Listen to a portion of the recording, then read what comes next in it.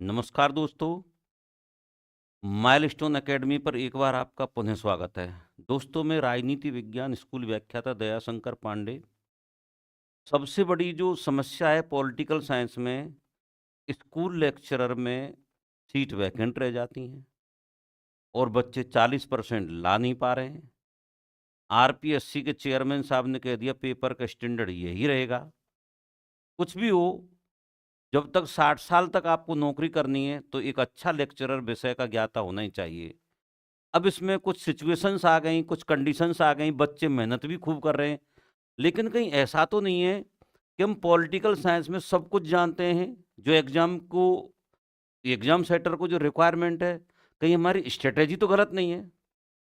या फिर कहीं ऐसा तो नहीं है कि हमारी स्ट्रैटेजी जो हम सोचकर पढ़ रहे हैं, वो सोचने का और जो पढ़ने का तरीका तो गलत नहीं है कहीं? अब देखिए, मैं आपसे कहूँ कि पॉलिटिकल साइंस के पूरा जो सिलेबस है बच्चों, उसको हम 4 भागों में बाँट लें, तभी हम पास हो सकते हैं जब आप इसी तरीके से तैयारी करें। जैसे सबसे पहले हम बात करें राज्य व्यवस्था की। दोस्तों, जिस एग्ज़ाम में 6 बच्चे पास हुए 2025 में जुलाई वाले में जो एग्ज़ाम हुआ, उसमें राज्य व्यवस्था के 40 क्वेश्चन्स थे। आप समझना बात को, 150 में से, ठीक है? आईआर इंटरनेशनल रिलेशन, अपन इंटरनेशनल पॉलिटिक्स भी कह सकते हैं, ठीक है? इसके 31 क्वेश्चन्स थे। 31 क्वेश्चन थे। थ्योरी के लगभग 55 क्वेश्चंस थे और शेष लगभग थिंकर्स के दोनों को मिला दें, वेस्टर्न और इंडियंस दोनों को मिला दें तो लगभग क्या 19 के लगभग प्रश्न थे। फिक्स मुझे वो संख्या याद नहीं है, लगभग 16 से 19 के बीच में क्वेश्चंस थे। अगर मैं आपसे ये कहूँ दोस्तों कि जैसे 19 और 1 20, 30 और 20 50, 50 और 40 90, 90 और 55 हो गए लगभग 100, 90 और 55 लगभग 140-45 हो जाते हैं। लगभग 10 क्वेश्चन, इसमें 5 एक क्वेश्चन का वेरिएंस आ रहा है। वेरिएशन या तो मैं यहाँ पर 50 क्वेश्चन से थ्योरी में मुझे एग्जैक्टली वो आंकड़ा भी थोड़ा दिमाग में स्लिप हो रहा है, क्योंकि मैं इस चीज़ पर, मेरा विषय नहीं है कि थ्योरी के कितने सवाल आए, मेन चीज़ है कि हम किस में कितने सवाल कर सकते हैं। अगर मैं आपसे ये कहूँ बच्चों कि संविधान को अगर हम अच्छे से पढ़ें, तो 40 में से हम 30 से 35 क्वेश्चंस करेक्ट कर सकते हैं और हमें 60 क्वेश्चन चाहिए सिर्फ। थ्योरी में हम कितना ही बेहतर कर लें, कम पढ़िए, अच्छा पढ़िए, सेलेक्टेड पढ़िए, तो थ्योरी में हम लगभग 20 से 25% हम क्वेश्चंस आराम से निकाल लेंगे, इतने इजी क्वेश्चंस आते हैं। दोस्तों, एक खास बात पर ध्यान देना, अगर हम आईआर में भी 31 में से 15-16 ले आते हैं क्वेश्चन निकाल करके, जो हम अच्छे से पढ़ेंगे, क्योंकि हमारे पास में ज़्यादा मैटर नहीं है, इसमें सेलेक्टेड मैटर है। ज़्यादा मैटर तो हम जब बनाते हैं जब हम थ्योरी ज़्यादा पढ़ते हैं, और थ्योरी ज़्यादा पढ़ लो, चाहे कितना ही ज़्यादा पढ़ लो, चाहे कितना ही ज़्यादा पढ़ लो, सवाल आप 20 से 25% ज़्यादा कर ही नहीं पाओगे। जितना आप थ्योरी करते जाओगे उतना ही फेल होने की संभावना होती जाएगी, जो हुआ। अगर आप सोचिए कि 40 में से अगर संविधान के सवाल अच्छे से किए होते, आईसीटी के सवाल उसने कर ही दिए होंगे, आईआर के 15-16 क्वेश्चन निकाल लेते, तो 60 क्वेश्चन तो सही हो ही जाते उसके, लेकिन नहीं हुए। अब इसमें अपने को करना क्या है, जो हो गया वो तो छोड़ो, अपन देखो संविधान को अच्छे से पढ़ें।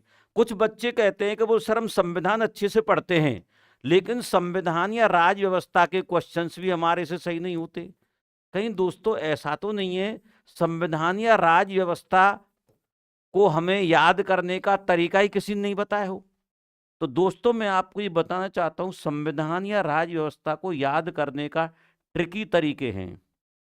राज्य व्यवस्था में कौन से टॉपिक में से कितने सवाल आते हैं ये पता है। अगर हम प्रस्तावना पढ़ रहे हैं तो हमें पता है कि प्रस्तावना में कैसे सवाल बन सकता है, प्रस्तावना को हम कैसे याद रख सकते हैं, प्रस्तावना के क्रम का सवाल आता है।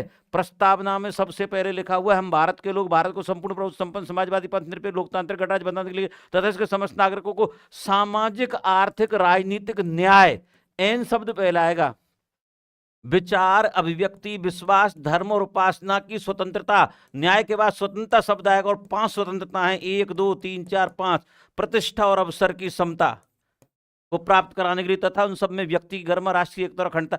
कुल मिलाकर के मेरे कहने का मतलब ये है कि हर टॉपिक में जो चीज याद होने लायक है उसको ट्रिकी तरीके से याद करना सीख लो बच्चों, इसी से आपका काम हो जाएगा। लोग संविधान के सवालों को भी गलत करके आ जाते हैं, तो मैं जहाँ तक मानता हूँ, मुझे ये लगता है कि संविधान उनको अच्छे से इसलिए याद नहीं है, बल्कि वो याद नहीं कर सकते, बल्कि इसलिए याद नहीं क्योंकि उनको किसी ने बताया नहीं कि इसको ट्रिकी तरीके से याद किया जा सकता है, और या फिर उनको याद करवाया नहीं गया।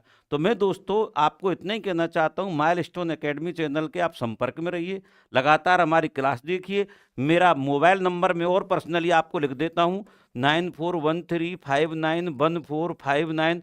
आप व्हाट्सएप पर मैसेज कर दीजिए, कॉल करके देख लीजिए, नहीं उठाऊंगा लेकिन रेस्पॉन्ड जरूर करूंगा। तो दोस्तों, प्यारे साथियों, आप राज व्यवस्था को और आईआर को, थ्योरी को और थिंकर्स को बैलेंस टाइम दीजिए, लेकिन कुछ चीज़ों को याद करने के ट्रिकी तरीके हैं।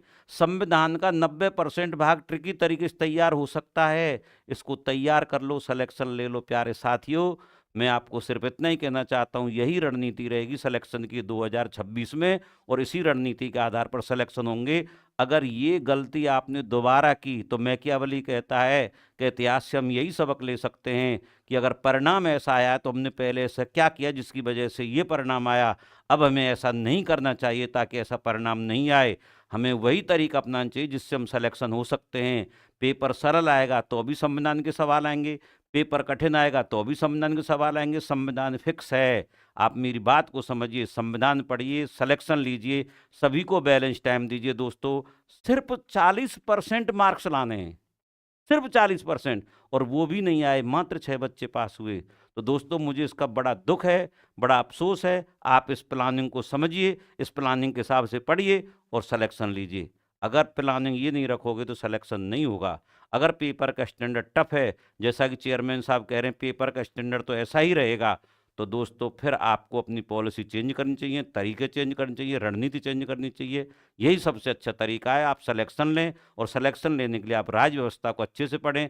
अगर राज व्यवस्था आपको पढ़ने का तरीका नहीं आ रहा है ट्रिकी, तो आप हमारे संपर्क में रहिए, हमारे चैनल जुड़े रहिए। इसके हम कोई पैसे नहीं लेते आपसे, ये हम आपको सिर्फ इसलिए अवेयर कर रहे हैं, इसलिए जागरूक कर रहे हैं। आप मेहनत भी कर रहे हो, सिलेक्शन भी नहीं हो रहा है, मेहनत करते जा रहे हैं, डिप्रेशन होता जा रहा है, उम्र बढ़ती जा रही है, टेंशन होती जा रही, नॉलेज भी खूब है, प्रोफेसर बन सकते हो, लेकिन एग्जाम पास नहीं कर पा रहे हैं। तो दोस्तों, आप अब इस टेंशन को छोड़ दीजिए, हमारे चैनल को लाइक शेयर सब्सक्राइबर कीजिए, और दोस्तों हम आपको सही मार्गदर्शन देंगे। तो मैं इसी के साथ आपको धन्यवाद देता हूं। आप इस रणनीति पर विचार करो, पढ़ना आपको, नौकरी आप लगोगे, मैं तो बस आपको ये बता सकता हूं रणनीति क्या हो।